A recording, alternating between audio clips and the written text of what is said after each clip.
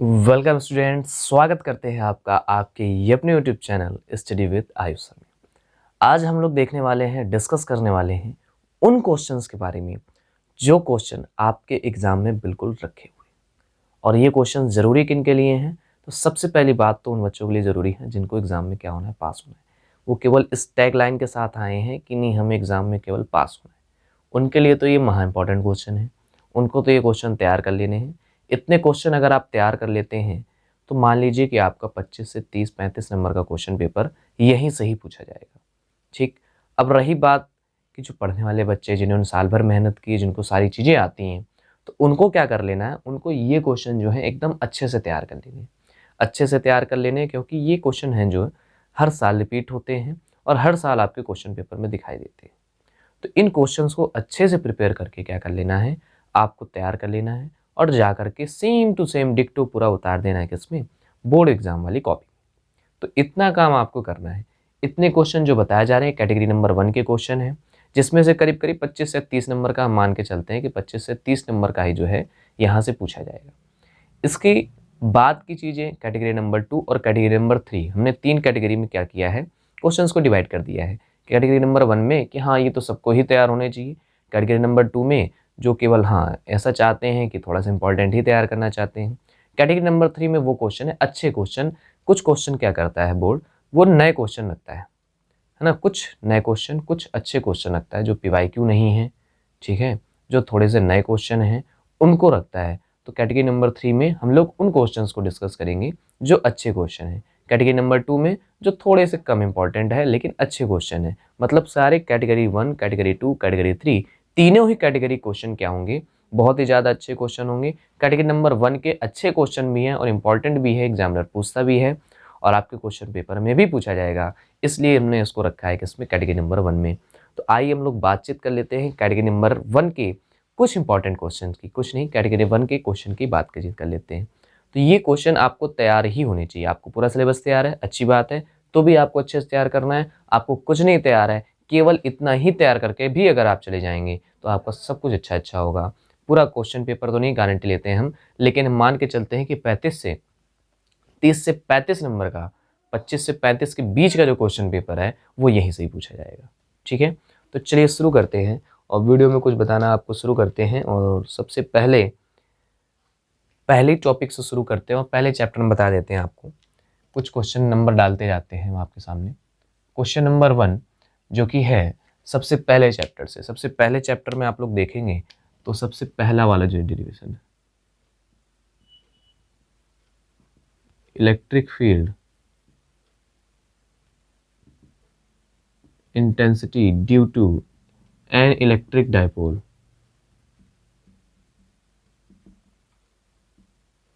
ठीक है, तो सबसे पहले जो डेरिवेशन है आपकी फिजिक्स फर्स्ट की बुक का, क्लास 12th की बुक का, वही सबसे ज़्यादा important. Electric field intensity due to an electric dipole, axial point पे भी है, इक्विटोरियल पॉइंट पे भी है। ठीक है, दोनों में केवल किसका फर्क है, तो थोड़ा सा कैलकुलेशन का फर्क है।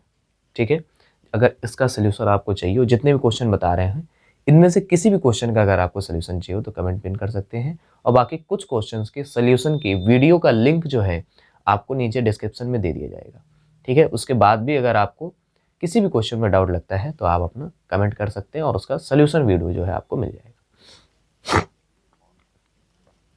ठीक है, electric field intensity due to an electric dipole, axial position और इक्वेटोरियल पोजीशन, दो डेरिवेशन है इसमें। और इसके बाद एक और है जो टॉर्क वाला है। ठीक है, टॉर्क वाला पहले नहीं पूछा जाता था, अब पिछले कुछ सालों से पूछा जा रहा है, तो उसको भी चाहें तो आप लोग देख सकते हैं। ठीक है, बाकी वो कैटेगरी नंबर 2 में हमने उसको रखा है। ठीक है, देख लीजिए, ये हो गए पहले चैप्टर की बात। चैप्टर नंबर 2 है गॉस थ्योरम, बहुत ज़्यादा इंपॉर्टेंट है। इस वाले डेरिवेशन से भी ज़्यादा इंपॉर्टेंट कौन सा है, चैप्टर नंबर 2 है, जो कि क्या है, गॉस थ्योरम है, जो कि क्या है, गॉस थ्योरम है। तो हम यहाँ पे लिख देते हैं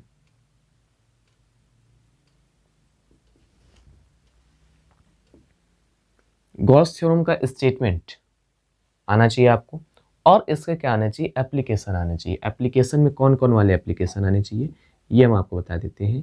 एप्लीकेशन में कौन कौन वाले एप्लीकेशन आना चाहिए, एक तो आपको सीट वाला आना चाहिए, ठीक है, और दूसरा जो हम आपको बता देते हैं स्फेरिकल सेल वाला आना चाहिए। सॉलिड स्फेयर आपके सिलेबस से ही हटा दिया गया है, ठीक है ना। केवल कौन सा आना चाहिए, इन्फिनाइट सीट वाला आना चाहिए, इन्फिनाइट सीट ऑफ चार्ज के लिए आना चाहिए, और किसके लिए आना चाहिए, स्फेरिकल सेल के लिए आना चाहिए।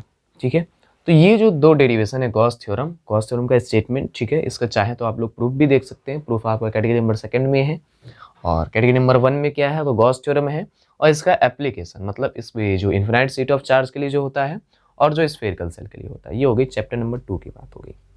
ठीक है, चैप्टर नंबर 3 जो है इलेक्ट्रिक पोटेंशियल वाला है। ठीक है, जिससे हमने एक भी क्वेश्चन नहीं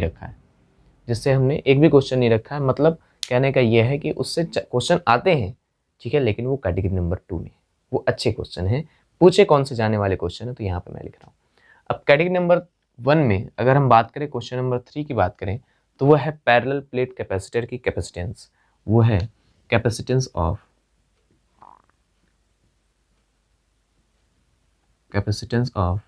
पैरेलल प्लेट कैपेसिटर।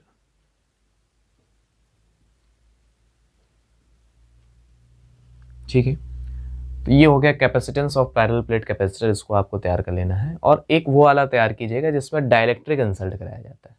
ठीक है ना, जिसमें क्या इंसर्ट कराया जाता है, डाइलेक्ट्रिक इंसर्ट कराया जाता है। ठीक है, वो वाला मत तैयार कर लीजिएगा जिसमें डाइलेक्ट्रिक इंसर्ट नहीं कराया जाता है। और डाइलेक्ट्रिक इंसर्ट भी कैसे कराया जाता है, तो पार्सली इंसर्ट कराया जाता है। पार्सली इंसर्ट कराने में ये फायदा है कि वहाँ पे हम लोग टी की वैल्यू 0 रख के, है ना, इस प्रकार से चीज़ें कुछ चेंजमेंट कर करके क्या कर सकते हैं, वहाँ से कई सारे जो मतलब जो दोनों होते हैं ना, कि जब फुल्ली इंसर्ट करा दिया जाए और जब पार्सली इंसर्ट कराया जाए, या फिर वैक्यूम ही हो दोनों प्लेटों के बीच में, तो वो तीनों काम हो जाते हैं इसमें। ठीक है, तो वही वाला तैयार कीजिएगा आप लोग। ठीक है, अब आगे बातचीत करते हैं 4th क्वेश्चन के हमारे, और 4th क्वेश्चन है हमारा इलेक्ट्रिक करंट वाले चैप्टर से। अब तक हम लोग पहुंच चुके हैं कहाँ पे, ये इलेक्ट्रोस्टैटिक खत्म हो चुकी है, अब हम लोग आ रहे हैं करंट इलेक्ट्रिसिटी में। और करंट इलेक्ट्रिसिटी में अगर हम किसी क्वेश्चन की बात करें, तो सबसे पहला तो यही है कि रिलेशन बिटवीन बात कर लेते हैं हम लोग। थोड़ा सा मार करके इंक हमारी लीक हो रही है।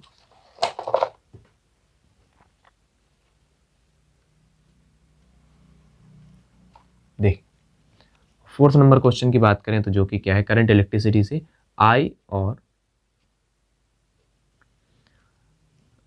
और अगर हम लोग बात करें वीडी के बीच रिलेशन,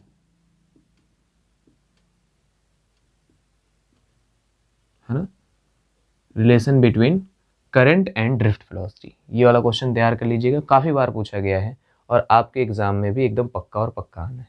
ठीक है, अब इसके बाद बातचीत कर लेते हैं क्वेश्चन नंबर 5th की। क्वेश्चन नंबर 5th क्या है हमारे पास, क्वेश्चन नंबर 5 देखते हैं हम लोग।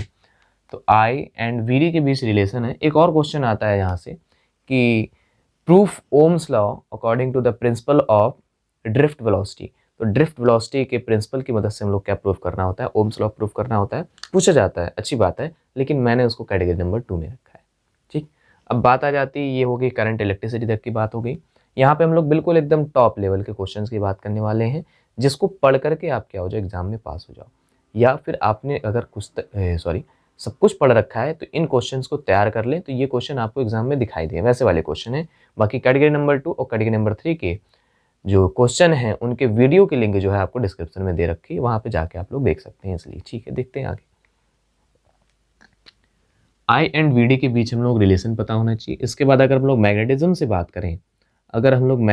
बात करें, तो सबसे पहले जो चैप्टर है हमारे पास बायोट-सेवर्ट लॉ, सबसे पहले चैप्टर जो है Biot-Savart law and ampere circuital law.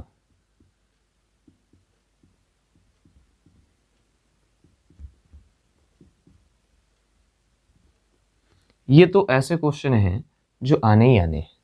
Question paper अगर बना है तो जो क्वेश्चन पेपर बनाता है उसको भी पता है कि क्वेश्चन पेपर में कुछ और दिया जाए या ना दिया जाए, ये क्वेश्चन सबसे पहले रखने। क्वेश्चन पेपर बनाता है तो वो क्या करता है, सबसे पहले इन क्वेश्चंस को रखता है, उसके बाद सोचता है कि हाँ कौन सा सब्जेक्ट का क्वेश्चन पेपर बनना है, कितने मार्क्स का बनाना है, क्या कौन से क्वेश्चन रखने हैं। ठीक है, तो इन दो क्वेश्चंस को पक्का तैयार कर लीजिएगा, बायो-सेवर्ट लॉ और एम्पियर सर्किटल लॉ। ये डायरेक्ट हो सकता है कि बायो-सेवर्ट लॉ आपसे डायरेक्ट ना पूछे, एम्पियर सर्किटल लॉ हो सकता है आपसे डायरेक्ट ना पूछे, लेकिन क्या हो सकता है कि इनके एप्लीकेशन आपसे पूछ लिए जाते हैं। एप्लीकेशन कैसे पूछ लेगा, बायो-सेवर्ट लॉ के एप्लीकेशन पूछ लेगा, ठीक है, एम्पियर सर्किटल लॉ के एप्लीकेशन पूछ लेगा। एप्लीकेशन बोले तो इनके एप्लीकेशन में डेरिवेशन है। ठीक है, जो लोग पढ़े हुए हैं उनको तो पता होगा, बाकी जो लोग पहली बार आए हैं कि नहीं भैया पास ही होना है, पास करा दो गुरुजी, तो पास कराए दो। तो ये दो डेरिवेशन, इनके जो एप्लीकेशन है वो आपको तैयार कर लेने हैं, ठीक है ना। इनके जो एप्लीकेशन क्या है, इसमें एक थोड़ा सा अच्छा एप्लीकेशन है, ठीक है, इसमें दो अच्छे एप्लीकेशन है ना। और बात करें इसमें जो है, इनके जो एप्लीकेशन में जो दो डेरिवेशन है वो ज़्यादा अच्छे हैं। एम्पीयर सर्कुलर लॉ की बात करें तो सारे डेरिवेशन इसमें आसान है, ठीक। और जबकि पूछे जाते हैं कौन से ज़्यादा, तो एम्पीयर सर्कुलर लॉ वाले ज़्यादा पूछे जाते हैं, और बायो सेवर्ट लॉ वाले भी पूछे जाते हैं, कम पूछे जाते हैं, ठीक है, ठीक। तो अब अगली बात करते हैं क्वेश्चन नंबर 6 की। अब हम लोग पहुंच चुके हैं मैग्नेटिज्म तक, और मैग्नेटिज्म में बात करते हैं पैरामैग्नेटिक, डायमैग्नेटिक, इसको आप लोगों को पढ़ लेना है, इसको हमने कैटेगरी नंबर 2 में रखा है। इस चैप्टर की बात हो गई है। फिर इसके बाद आता है मूविंग कॉइल गैल्वेनोमीटर वाला चैप्टर, जहाँ पर हम लोग चेंज करते हैं गैल्वेनोमीटर किस में, अमीटर में चेंज करते हैं, गैल्वेनोमीटर को चेंज करते हैं किस में, वोल्ट मीटर में चेंज करते हैं। फिर वहाँ पर हम लोग पढ़ते हैं moving coil galvanometer, voltage sensitivity, है ना, करंट सेंसिटिविटी। तो ये जो सारी चीज़ें होती हैं ये शॉर्ट में पूछी जाती है, शॉर्ट क्वेश्चन में पूछी जाती हैं, 1 मार्क्स में या 2 मार्क्स में, काफ़ी ज़्यादा इंपॉर्टेंट मानी जाती है। इनको क्या कर लेना, आपको पढ़ लेना है, क्योंकि मैं यहाँ पे केवल लॉन्ग क्वेश्चन लिख रहा हूँ, लॉन्ग क्वेश्चन ही लिख रहा हूँ। तो आपको क्या कर लेना, उनको नोट करते जाइएगा साथ में, और उन क्वेश्चन को भी एक बार देख लीजिएगा। जो मूविंग कॉइल गैल्वेनोमीटर जो दे रखा है उसको भी एक बार देख लीजिएगा, या फिर आपको कैटेगरी नंबर 2 में मिल जाएगा वो, तो वहाँ से आप नोट करके बाद में देख लीजिएगा, ठीक है। चलिए अब बात करते हैं हम लोग क्वेश्चन नंबर 6 की। जो क्वेश्चन नंबर हमारा 6 है वो है, अगर हम बात करें तो हम लोग कहाँ तक पहुँच चुके हैं, मैग्नेटिज्म तक पहुँच चुके हैं। क्वेश्चन नंबर 6 में बात करें तो अब डायरेक्ट हम लोग चलते हैं कहाँ पे, इलेक्ट्रोमैग्नेटिक इंडक्शन में कूद जाते हैं। और इलेक्ट्रोमैग्नेटिक इंडक्शन बातचीत अगर हम लोग करेंगे तो सबसे पहले बातचीत करेंगे सेल्फ इंडक्शन की एंड म्यूचुअल इंडक्शन की।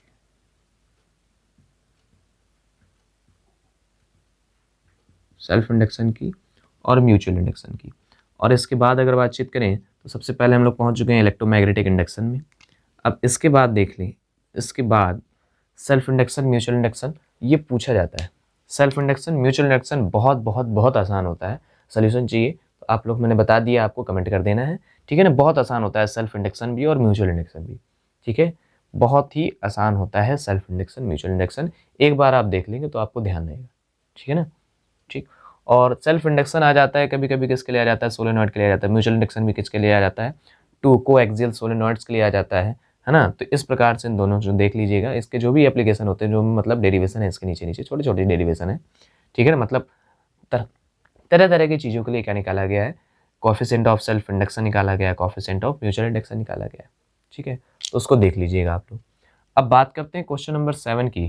क्वेश्चन नंबर 7 में हम लोग कूदना चाहेंगे कहाँ, डायरेक्ट कूदेंगे हम लोग अल्टरनेटिंग करंट सर्किट में। और अल्टरनेटिंग करंट सर्किट में कुछ नहीं, तो सबसे पहले आपको क्या पढ़ना पड़ेगा, LCR सर्किट पढ़ना पड़ेगा। सबसे पहले आपको क्या पढ़ना पड़ेगा, LCR सर्किट पढ़ना पड़ेगा। आपको LCR सर्किट तो आने चाहिए, और इस पे बेस्ड न्यूमेरिकल्स आने चाहिए। आपको क्या आने चाहिए, इस पे बेस्ड न्यूमेरिकल्स आने चाहिए, ठीक है, ठीक।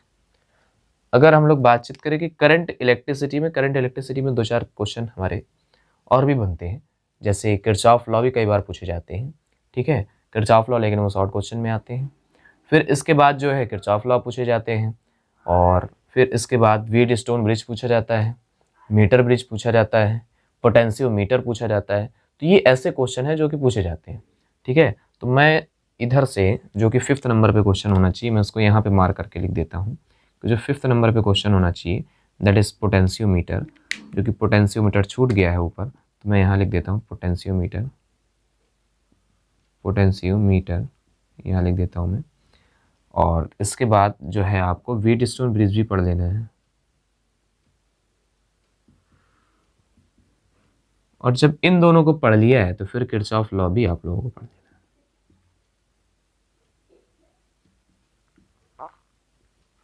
क्या पढ़ लेना है, किरचॉफ लॉ को भी आपको पढ़ लेना। LCR सर्किट हो गया, बेस्ड न्यूमेरिकल्स हो गया। ट्रांसफार्मर जो है आपके सिलेबस से हटा दिया गया है। आपके सिलेबस से कहने का मतलब है कि CBSE और ISC बोर्ड के सिलेबस से क्या है, जो ट्रांसफार्मर वो रिमूव्ड है, ठीक है ना, डिलीटेड सिलेबस है। और बात करते हैं अगर यूपी बोर्ड की, तो उसमें ट्रांसफार्मर दिया गया है। यूपी बोर्ड इंग्लिश मीडियम की अगर हम बात करते हैं तो उसमें ट्रांसफार्मर दिया गया है। तो उसमें आपको क्या कर लेना है कि ट्रांसफार्मर आपको पढ़ लेना है, ठीक है। ट्रांसफार्मर एक अच्छा क्वेश्चन है, कैटेगरी नंबर 1 का क्वेश्चन है, लेकिन बस यहाँ पे CBSE और ISC बोर्ड में सिलेबस में नहीं है, इस वजह से जो है यहाँ पे उसको मेंशन नहीं किया गया, नहीं तो उसको भी मेंशन कर देते हैं हम लोग। ठीक है, आगे देखते हैं। क्वेश्चन नंबर 8 की बातचीत हो चुकी है। अब हम लोग कूद जाते हैं डायरेक्ट क्वेश्चन नंबर 9 में, जो कि कहाँ से है, फिजिक्स सेकंड में है। और ये बात जानते ही होंगे आप लोग कि फिजिक्स सेकंड पार्ट से जो है ज़्यादा पूछा जाता है। ठीक है ना, फिजिक्स सेकंड पार्ट के जो रेशियो रहता है वो ज़्यादा रहता है। ऐसा होना चाहिए ना कि 70 मार्क्स का है तो 35 का आना चाहिए, या 80 मार्क्स का है तो 40 का आना चाहिए, लेकिन ऐसा नहीं होता है। सेकंड का रेशियो कुछ ना कुछ जरूर ज़्यादा ही रहता है। चलिए देख लेते हैं, और सेकंड को देखिएगा ध्यान से।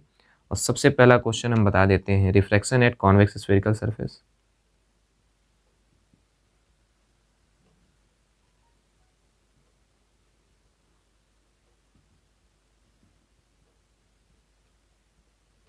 ठीक है, इसके बाद एक क्वेश्चन की बात कर लेते हैं, लेंस मेकर फॉर्मूला।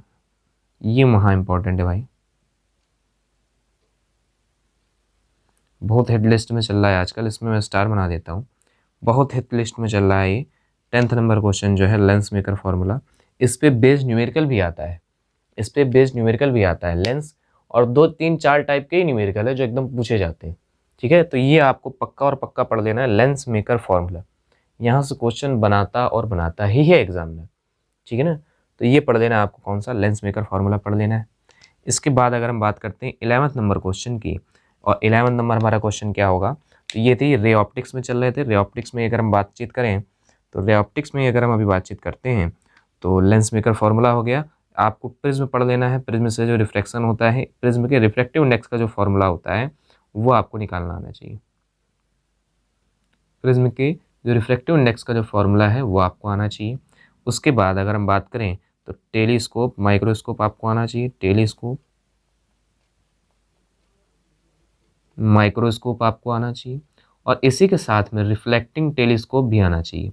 क्या आना चाहिए, रिफ्लेक्टिंग टेलीस्कोप भी आना चाहिए, क्योंकि टेलीस्कोप की नेक्स्ट जनरेशन जो है वो क्या है, रिफ्लेक्टिंग टेलीस्कोप है। क्योंकि टेलीस्कोप में आपको डिमेरिट पता ही होंगी, है ना, लेंस बहुत महंगे पड़ जाते हैं। जैसे DSLR वगैरह खरीदते हैं, उसके लेंस बड़े महंगे महंगे पड़ जाते हैं, 50-50 हज़ार के लेंस ही पड़ जाते हैं। तो इसको दूर करने के लिए हम लोगों ने क्या किया, रिफ्लेक्टिंग टेलीस्कोप का यूज करना शुरू कर दिया। इस क्वेश्चन को हम लोग नाम दे देते हैं क्वेश्चन नंबर 12। फिर इसके बाद हम लोग देख लेते हैं क्वेश्चन नंबर 13। और क्वेश्चन नंबर 13 देखिएगा हमारा क्या है। क्वेश्चन नंबर 13 अगर हम लोग बातचीत करें यहाँ तक, तो हमारी रे ऑप्टिक्स की पूरी बातचीत हो चुकी है। रे ऑप्टिक्स में केवल आपको 1 2 3 और 4 क्वेश्चन बताए गए। ठीक है ना, टेलीस्कोप माइक्रोस्कोप का लगभग कॉन्सेप्ट वही है। ठीक है, अगर सोल्यूशन आपको चाहिए तो उसकी जो लिंक है आपको डिस्क्रिप्शन में दे दी जाएगी। ठीक है, आप कमेंट करेंगे तो आपको दे दी जाएगी। कुछ क्वेश्चंस की रिकॉर्डिंग अभी भी चल रही है, कुछ क्वेश्चन की रिकॉर्डिंग अभी भी चल रही है। कैटेगरी नंबर 2 के क्वेश्चन भी अभी जस्ट आने वाले हैं। ठीक है, जैसे आप लोग देखेंगे उसके जस्ट 1 घंटे के अंदर अंदर, 1 घंटे 1.5 घंटे के अंदर अंदर कैटेगरी नंबर 2 के भी क्वेश्चन आ जाएंगे। अब बात करते हैं 12th नंबर क्वेश्चन हमारे पास, टेलीस्कोप माइक्रोस्कोप रिफ्लेक्टिंग टेलीस्कोप। तो यहाँ तक बातचीत हो चुकी है किसकी, रे ऑप्टिक्स के बारे में। अगर हम लोग क्वेश्चन नंबर 13 में देखते हैं, अगर क्वेश्चन नंबर 13 में बढ़ेंगे तो हमारे पास है वेव ऑप्टिक्स। और वेव ऑप्टिक्स में अगर हम लोग को बातचीत करनी होगी, तो वेव ऑप्टिक्स में अगर हम लोगों को बातचीत करनी होगी, तो सबसे पहले हम नाम लेंगे तो यंग्स डबल स्लिट एक्सपेरिमेंट का नाम लेंगे। हाँ, उससे पहले एक और आता है जहाँ पे हम लोग रिजल्टेंट एम्पलीट्यूड, रिजल्टेंट इंटेंसिटी भी फाइंड करते हैं, लेकिन मैंने उसको कैटेगरी नंबर 2 के क्वेश्चन में रखा है। ये कैटेगरी नंबर 1 में है। कैटेगरी नंबर 1 में क्या है, तो आपको यंग्स डबल स्लिट एक्सपेरिमेंट मैंने शॉर्ट में लिख दिया है, YDSE लिख दिया है। फिर क्या है, फ्रॉनहोफर सिंगल स्लिट एक्सपेरिमेंट, ये भी आपको पढ़ लेना है, दोनों पढ़ लेने हैं।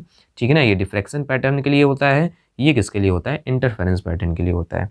तो YDSE और FSSE दोनों आपको पढ़ लेने कौन कौन से हैं, तो Young's double slit experiment, Fraunhofer single slit experiment, ये आपको पढ़ लेना है और आना ही आना चाहिए। दोनों आपको आने ही आने चाहिए, और दोनों पे बेस्ड आपको न्यूमेरिकल्स भी आने चाहिए। क्योंकि बोर्ड्स की, देखो कोई भी बोर्ड हो वो करता है क्या है, सबसे पहली बात तो 3 नंबर का क्वेश्चन को 5 नंबर के क्वेश्चन में बनाने के लिए, 3 नंबर के क्वेश्चन को 5 नंबर के क्वेश्चन में चेंज करने के लिए वो लोग करते क्या है। देखो अब ये जो हमारे पास न्यूमेरिकल है, इसी न्यूमेरिकल में क्या ऐड कर देंगे, एक 2 मार्क्स का, एक मार्क्स का न्यूमेरिकल क्या कर देते हैं, ऐड कर देते हैं।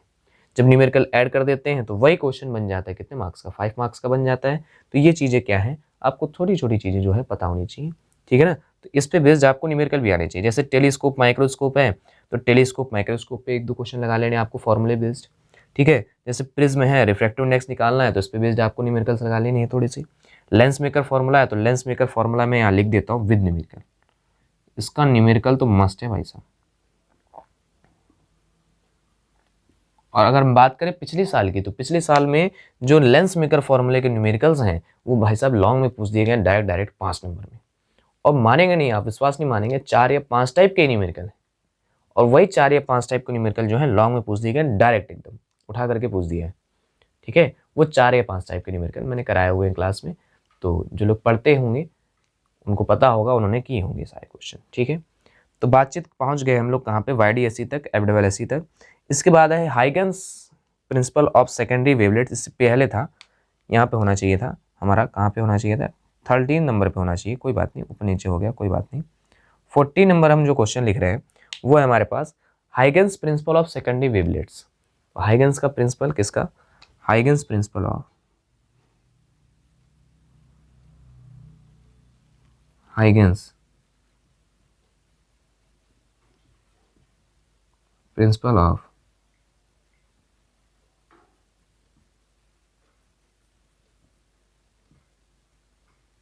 Secondary wavelets. तो हाइगन्स का सेकेंडरी वेवलेट्स का जो प्रिंसिपल है वो आपको पढ़ना है, और इसी की मदद से रिफ्रैक्शन एंड रिफ्लेक्शन का प्रूफ आना चाहिए। रिफ्लेक्शन एंड रिफ्रैक्शन का आपको प्रूफ आना चाहिए। बहुत ही बेहतरीन क्वेश्चन है Huygens principle of secondary wavelets, ये आपको आना चाहिए, क्योंकि इसी पे बेस्ड YDSE भी होता है और FSSE भी होता है। YDSE बोले तो Young's double slit experiment, Fraunhofer single slit experiment. ठीक है, और इसी की मदद से आपको रिफ्लेक्शन और रिफ्रैक्शन का भी क्या आना चाहिए, प्रूफ आना चाहिए। आता है तो अच्छी बात है, बाकी तो इसको कैटेगरी नंबर 2 में ये क्वेश्चन आपको फिर से दोबारा मिलेंगे। कौन से, रिफ्लेक्शन है, रिफ्रैक्शन वाले। ये शॉर्ट का है लेकिन बहुत ही ज़्यादा अच्छा क्वेश्चन है, एकदम कूद कूद के आ रहा है एकदम। ठीक है ना, तो इसको क्या कर दिया गया, कैटेगरी नंबर 1 में रख दिया गया। तो क्वेश्चन नंबर कौन सा है, 14 है। हाइगन्स प्रिंसिपल हम लोगों की जो वेव ऑप्टिक्स है लगभग खत्म है। अगर हम लोग आ जाते हैं, आगे बढ़ते हैं, क्वेश्चन नंबर 15 की अगर हम लोग बातचीत करते हैं, क्वेश्चन नंबर 15 की अगर हम लोग बातचीत करते हैं, तो क्वेश्चन नंबर 15 जो आएगा हमारे पास कौन सा आ जाएगा, क्वेश्चन नंबर 15 जो आएगा हमारे पास आ जाएगा आइंस्टीन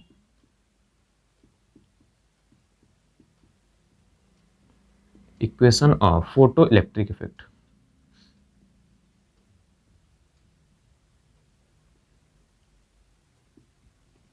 बीच में एक और चैप्टर है मैटर वेव्स। तो मैटर वेव्स में अभी हमने उसके क्वेश्चन को नहीं रखा, उसके क्वेश्चन को हमने कैटेगरी नंबर 3 में रखा है, क्योंकि थोड़े से कम पूछे जाते हैं, तो इस वजह से हमने उसको कैटेगरी नंबर 3 में रखा है। ठीक है, ये जो क्वेश्चन आपको बताया जा रहा है एकदम ऐसे वाले क्वेश्चन है कि एकदम पूछे ही जाने। क्वेश्चन नंबर 16 देखिएगा, हम लोग कहाँ तक पहुँच चुके हैं, Einstein equation of photoelectric effect तक पहुँच चुके हैं।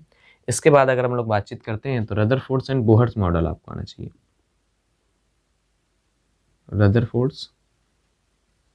Rutherford and Bohr's model.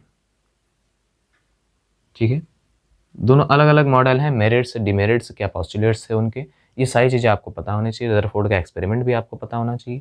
ठीक है, अगर हम लोग बातचीत करते हैं क्वेश्चन नंबर 17 की, तो क्वेश्चन नंबर 17 में मैं फिर से एक बार आपके लिए स्टार बना देता हूँ। क्वेश्चन नंबर 17 क्या है, हाइड्रोजन स्पेक्ट्रम के लिए है। किसके लिए, जो हाइड्रोजन स्पेक्ट्रम की जो सीरीज़ बनती है, जो फिगर बनता है, वो आपको पता होना चाहिए। बहुत ही इंपॉर्टेंट क्वेश्चन है और बिल्कुल आसान क्वेश्चन होता है। ठीक है, फिगर भी इसका आसान होता है, और इसमें जो फॉर्मूले होते हैं, फिगर लिखना होता है, फॉर्मूले लिखना होता है, और कौन सा स्पेक्ट्रम निकलता है ना, कौन सा इलेक्ट्रॉन कौन सा एनर्जी लेवल से कौन सा एनर्जी लेवल में जाता है, और उससे कौन सा स्पेक्ट्रम निकलता है, बस इतनी चीज़ें लिखनी होती हैं। हाइड्रोजन स्पेक्ट्रम 3 या 5 नंबर का क्वेश्चन ही आपका पक्का हो जाता है, और इसी पे बेस्ड एक न्यूमेरिकल छोटा सा दे देता है। ठीक है, तो ये बात हो गई किसकी, हाइड्रोजन स्पेक्ट्रम की बात हो गई। ठीक है, अब जैसे इसके आगे हम लोग बढ़ेंगे, तो रेडियो एक्टिविटी आपके सिलेबस से हटा दिया गया है, चाहे CBSE हो, चाहे ISC हो, या फिर हमारे पास UP बोर्ड। ठीक है, तो तीनों ही बोर्ड से क्या कर दिया गया है, रेडियो एक्टिविटी हटा दिया गया है। हम लोग पहुंच चुके हैं कहाँ तक, हाइड्रोजन स्पेक्ट्रम तक। अब अगर इसके बातचीत करते हैं हम लोग 18 नंबर में, तो 18 नंबर में हमारे पास क्वेश्चन है, 18 नंबर में हमारे पास कौन सा क्वेश्चन है, 18 नंबर में हमारे पास क्वेश्चन कौन सा है, तो 18 नंबर में क्वेश्चन आपके लिए लिख देता हूँ, न्यूक्लियर रिएक्टर।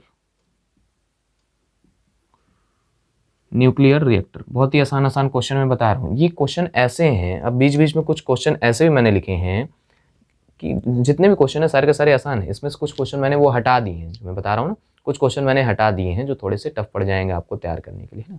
ठीक है, उन क्वेश्चंस को मैंने हटा दिया है, वो कैटेगरी नंबर 2 में रखा है मैंने। ठीक है ना, कैटेगरी नंबर 2 में मतलब उन बच्चों के लिए जो थोड़ा सा हाँ अपने आप को समझते हैं कि yes I can do it, तो उनके लिए कैटेगरी नंबर 2 में। जिनको केवल पास होना है कैटेगरी नंबर 1 के पहले तैयार कर लें, फिर कैटेगरी नंबर 2 में कूदें, फिर 3 में कूद जाएँ। तो मतलब जैसे ही 1 को कंप्लीट कर लेंगे आप, तो मान लीजिए आपके 30 मार्क्स सिक्योर हैं, ठीक। जैसे 2 में जंप किया आपने तो 30 से 45 में, 3 में जंप किया तो 45 से 60 तक, ठीक। और एक्स्ट्रा 10 मार्क्स के लिए क्या करने हैं आपको, न्यूमेरिकल्स लगाने, ठीक है। तो चलिए आइए देखते हैं, न्यूक्लियर रिएक्टर पढ़ लेना आपको। और क्वेश्चन नंबर 19 में आप लिख देता हूँ, क्वेश्चन नंबर 19 में लिख देता हूँ, न्यूक्लियर रिएक्टर तक हम लोग पहुँच चुके हैं। क्वेश्चन नंबर 19 में मैं लिख देता हूँ PN junction diode, PN junction diode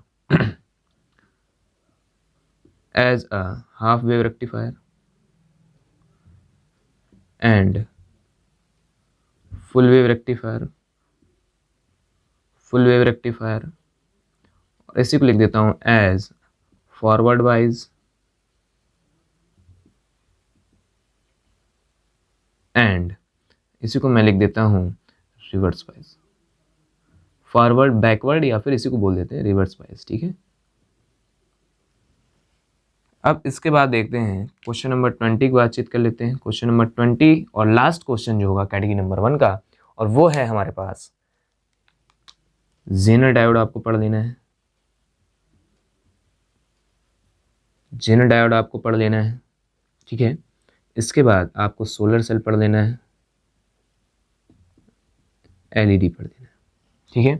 इतने क्वेश्चन जो है कैटेगरी नंबर 1 में है, मात्र 20 क्वेश्चन है। 20 में से ये हो सकता है हाँ किसी में एक दो ज़्यादा है तो 20 से 25 हो सकते हैं, ठीक है ना। लेकिन इतने क्वेश्चन प्रिपेयर करने के बाद आप खुद को सिक्योर महसूस करोगे, ठीक है ना। मैंने बताया कि 25 से 35 नंबर का पूछा जाएगा करीब, और इससे ये ज़्यादा ही हो सकता है। जिनका 80 मार्क्स का है तो उनमें ये क्या होगा, ये पार्ट जो है ये ज़्यादा ही हो सकता है, लेकिन इससे कम नहीं हो सकता है, ठीक है ना। सिक्योरिटी के लिए मैंने यहाँ पे क्या किए, 2-4 क्वेश्चन थोड़े से ज़्यादा लिख दिए, ताकि क्या हो आप एकदम आंख बंद करके भरोसा कर सकते हो कि नहीं मैंने इतना कर लिया तो मेरा तो भला हो गया, ठीक है ना। अगर मैंने इतना कर लिया तो मेरा तो भला हो गया, ठीक है। तो मिलते हैं इन क्वेश्चंस के सॉल्यूशन के साथ, या फिर इन सॉल्यूशंस के कुछ क्वेश्चन के सॉल्यूशन के साथ, और कैटेगरी नंबर 2 के वीडियो के साथ, ठीक है। ठीक, बाय।